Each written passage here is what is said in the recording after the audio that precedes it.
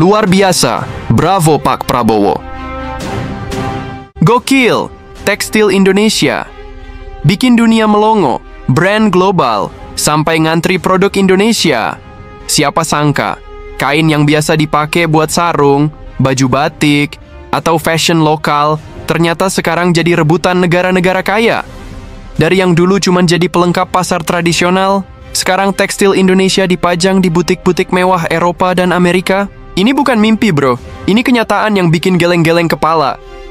Kalau lu kira yang bisa go internasional cuma K-pop atau drama Korea, lu kudu nonton sampai habis. Jangan lupa subscribe dan follow biar nggak ketinggalan informasi keren lainnya seputar prestasi anak bangsa yang nggak kalah keren dari luar negeri.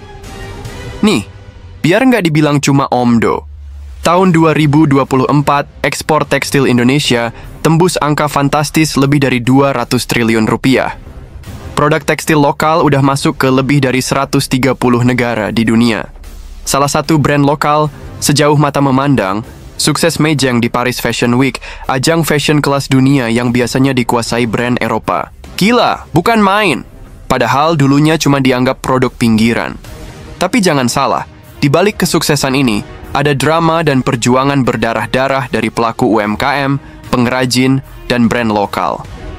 Mereka harus bersaing ketat sama produk tekstil dari Tiongkok, India, bahkan Bangladesh yang dikenal murah meriah. Banyak yang nyaris tumbang gara-gara perang harga brutal. Belum lagi tekanan dari brand global yang nyoba niru desain-desain etnik kita tanpa izin. Bayangin aja, pengrajin batik di Solo sampai bilang, "Kita kayak perang gerilya, Mas. Lawannya nggak kelihatan, tapi dampaknya nyata." Wah, bikin merinding nggak tuh? Yang paling keren, kebangkitan ini justru datang dari tangan-tangan kecil yang sempat dianggap remeh. Pengrajin kain tenun di Nusa Tenggara Timur, emak-emak pembatik di Pekalongan, sampai komunitas kreatif di Bandung, semua bersatu dalam satu semangat, bawa budaya lokal naik kelas. Ada satu kisah dari desa Troso, Jepara. Dulu, mereka ngeluh karena kain tenun mereka dianggap tua dan kuno. Tapi setelah dipoles sama desainer muda dan dipasarkan lewat media sosial, permintaan dari luar negeri justru membludak. Bahkan, satu kain tenun bisa laku sampai $300 alias sekitar 5 juta rupiah per lembar. Edan, itu udah kayak gaji bulanan buat sebagian orang. Bro, bayangin, dari yang dulu cuman ngelapak di pinggir jalan, sekarang dapat orderan dari butik fashion di London. Dari yang tadinya cuma pakai alat tenun tradisional, sekarang dapat pesanan ribuan meter kain dari Jepang. Ini bukan kisah film, tapi nyata. Ini bukan cuma soal bisnis, tapi tentang harga diri bangsa. Tentang bagaimana kita, anak bangsa, bisa nunjukin kalau budaya lokal kita nggak kalah keren dari apapun yang datang dari luar. Lo tahu nggak? Banyak orang luar justru nganggep kain batik Indonesia lebih eksotis dari sutra Tiongkok atau denim Amerika. Bahkan di Milan, batik tulis dijual dengan harga lebih dari 10 juta rupiah per lembar. Yang bikin malu, justru banyak anak muda di sini yang lebih milih brand luar daripada ngedukung lokal. Padahal, produk kita bukan cuma indah, tapi punya cerita, punya jiwa, punya identitas. Tapi perjuangan dunia tekstil Indonesia nggak cuma berhenti di urusan ekspor dan panggung fashion internasional, bro. Ada lapisan-lapisan cerita yang lebih dalam, yang jarang diangkat media mainstream.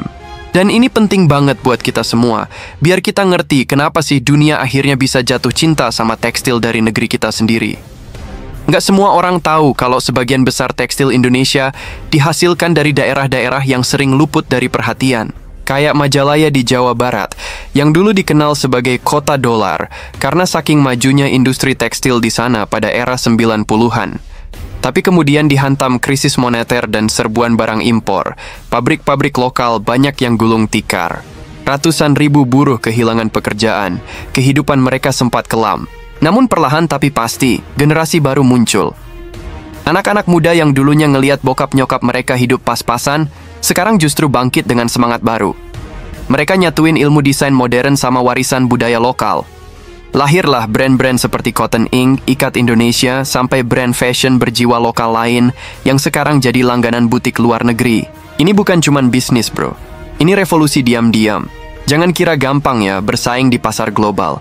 Amerika dan Eropa punya standar super tinggi, dari bahan baku, sertifikasi lingkungan, sampai sistem kerja buruh yang harus fair. Nah, disinilah banyak pelaku tekstil Indonesia yang benar-benar naik kelas. Mereka bukan cuma mikirin untung, tapi juga soal keberlanjutan. Banyak pengrajin udah mulai pakai pewarna alami yang ramah lingkungan, ninggalin zat kimia yang dulu sempat bikin sungai-sungai di sekitar pabrik tercemar. Bahkan, beberapa produsen tekstil kita udah punya sertifikasi Global Organic Textile Standard, GOTS, yang bikin produk mereka langsung laris di pasar Eropa.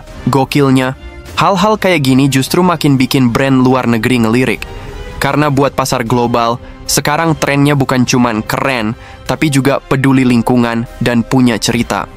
Nah, siapa lagi yang punya cerita lebih kuat dari budaya Indonesia? Setiap tenun, batik, dan motif punya filosofi. Dan itu jadi nilai jual yang nggak bisa ditiru sembarangan.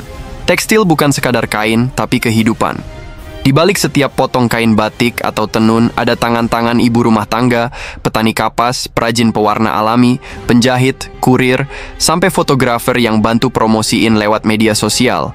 Industri tekstil ngasih makan lebih dari 3 juta pekerja langsung, dan jutaan lainnya secara tidak langsung. Dan yang paling menyentuh, banyak komunitas yang jadi hidup kembali berkat tekstil. Di Flores misalnya, para ibu-ibu yang sebelumnya hanya jadi ibu rumah tangga, sekarang punya penghasilan tetap dari menenun. Mereka bisa sekolahkan anak, bangun rumah, bahkan ikut pelatihan teknologi pemasaran. Lu bisa bayangin kan, gimana hidup mereka berubah total hanya karena tenun. Zaman dulu, buat jual kain batik ke luar negeri, butuh jaringan dagang yang rumit. Tapi sekarang, lu punya kamera HP dan akun TikTok, udah bisa jualan ke Jepang.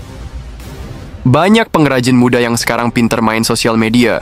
Mereka upload proses pembuatan batik, menenun, sampai cerita-cerita filosofis di balik motif kain. Konten kayak gitu viral banget karena dianggap autentik dan menyentuh. Salah satu konten dari brand lokal pernah tembus lebih dari 2 juta penonton hanya dalam waktu 3 hari. Efeknya, produk mereka ludes, orderan datang dari Kanada, Italia, bahkan Afrika Selatan. Jadi jangan remehkan kekuatan posting. Di tangan anak muda kreatif, kain bisa lebih dari sekadar fashion. Dia jadi alat diplomasi budaya. Ini bagian yang paling menyentuh, dan mungkin paling penting. Di tengah gempuran budaya luar yang kadang bikin kita lupa siapa kita, tekstil jadi pengingat jati diri. Motif parang pada batik Solo yang melambangkan kekuatan dan keberanian. Motif kawung dari Yogyakarta yang mengandung filosofi kesempurnaan. Atau motif songket Palembang yang syarat makna kebangsawanan, semua itu adalah warisan yang gak ternilai harganya.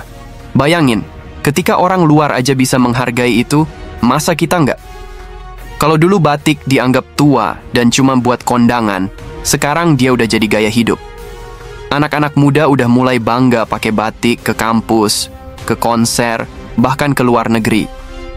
Dan itu artinya, identitas kita mulai balik ke tempatnya yang semestinya, dihargai dan dibanggakan. Kita nggak bisa tutup mata, tantangan masih banyak banget. Mulai dari regulasi yang belum konsisten, mahalnya bahan baku, hingga ketergantungan terhadap pasar ekspor. Tapi satu hal yang pasti, jalan kebangkitan sudah terbuka. Dan itu nggak mungkin terjadi kalau nggak ada kolaborasi antara pemerintah, pelaku usaha, dan konsumen kayak kita. Lo yang nonton video ini sekarang punya peran besar. Dengan beli satu produk tekstil lokal, lo udah bantu nyambung hidup banyak orang. Dengan share informasi kayak gini, lo bantu buka mata generasi lain biar nggak terus-terusan ngefans sama brand luar doang. Coba pikirin deh. Kalau dunia aja bisa ngelihat nilai dari produk tekstil Indonesia, masa kita sendiri nggak? Kalau luar negeri bisa bangga pakai batik atau tenun kita, kenapa kita masih ragu buat ngangkat itu di keseharian? Mungkin udah saatnya kita balik arah. Nggak cuma jadi pasar, tapi jadi tuan rumah. Bukan cuma bangga waktu tampil di panggung dunia, tapi juga pas ngaca di depan lemari, milih baju buatan negeri sendiri. Kalau lu merasa video ini bikin lu melek dan bangga jadi anak Indonesia, jangan cuma diem. Klik tombol sukanya sekarang juga, tulis komentar tentang produk tekstil favorit lo, dan share ke temen-temen lo biar makin banyak yang sadar. Produk lokal itu nggak cuma keren, tapi luar biasa. Yuk, ramaikan lini masa dengan semangat cinta produk Indonesia.